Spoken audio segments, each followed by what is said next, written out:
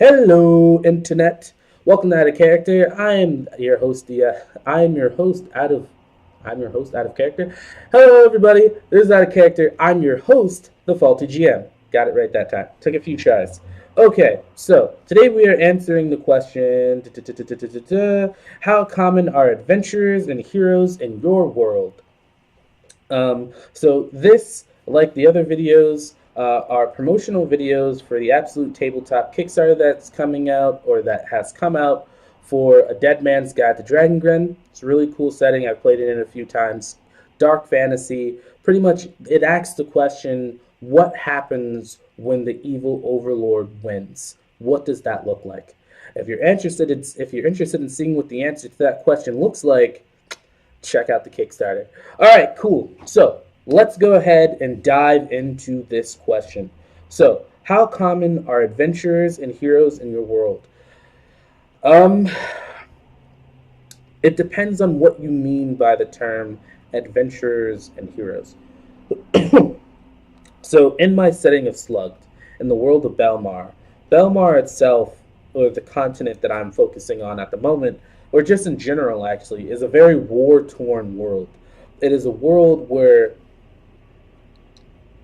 everyone is vying for control, where everyone wants everyone's vying for control. Everyone's trying to convert the other person for their gods. The gods are fighting with one another. Like everything is in conflict, and I think in conflict there will always be heroes. There will always be someone who is exploiting the situation for their benefit, and there will always be someone who's fighting for the greater good or for the benefit of others. And because of that, I think there would be a lot of room for both villainous people and a lot of heroes. However, I feel like I've said this before on my channel, but if not, I'll say it today. I'm not necessarily a black and white person. I don't believe in black and white. I don't believe that there is no middle ground. So most of the campaigns that I run, most of the stories that I tell, are much more gray area, where a lot of people have their philosophies, a lot of people have their reasons and motivations, and those motivations and the intentions behind your actions are what make you who you are. It's what dictates whether or not you are a good or a bad person, if that makes sense. But most of the time, it's just not that simple.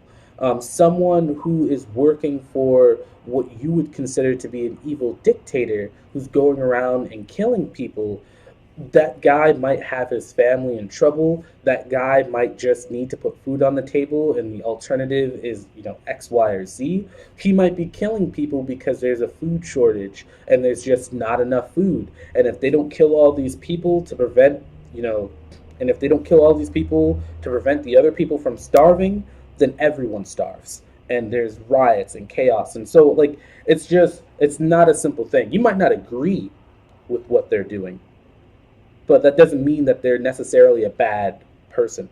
But like I said, for the simplicity of, are there heroes in my world? I think any world of which there is conflict and of which people are exploiting others, there is a lot of room for people to stand up for what they believe in, for what they think is the right thing.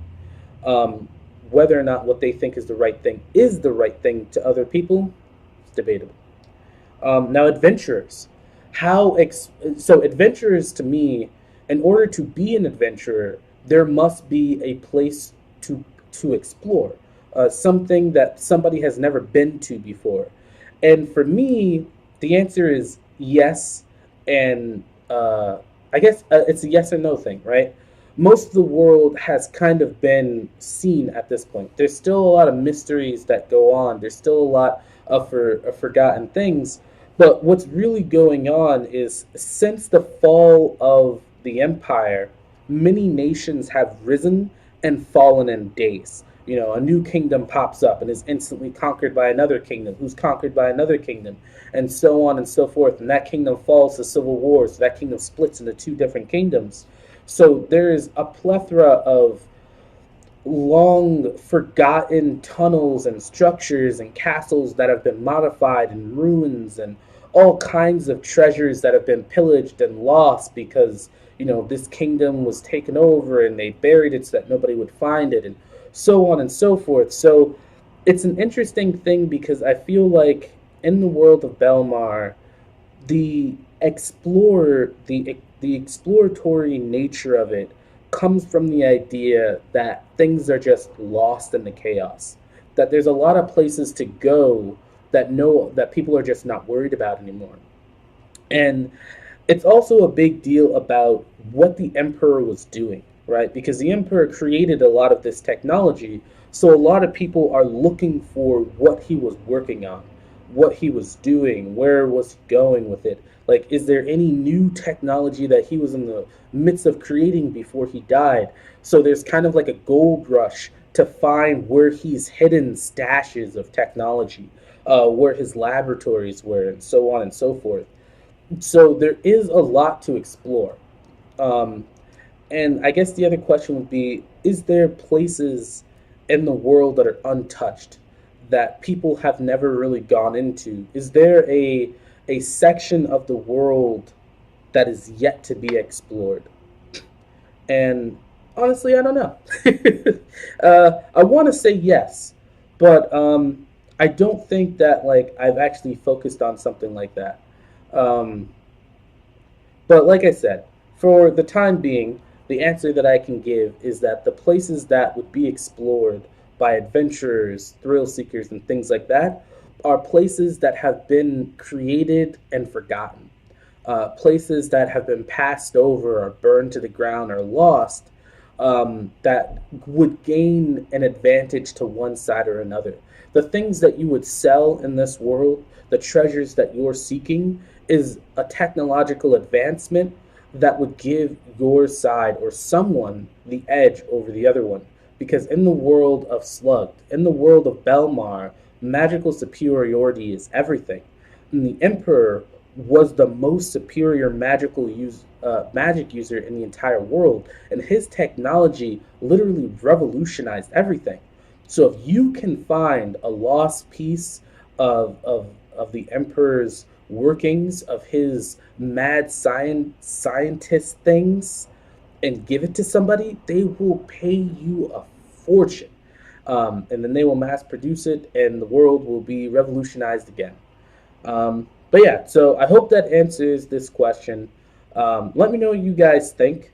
Um, yeah, how common are adventures and heroes in your world? This has been Out of Character. I'm your host, the Faulty GM. Peace.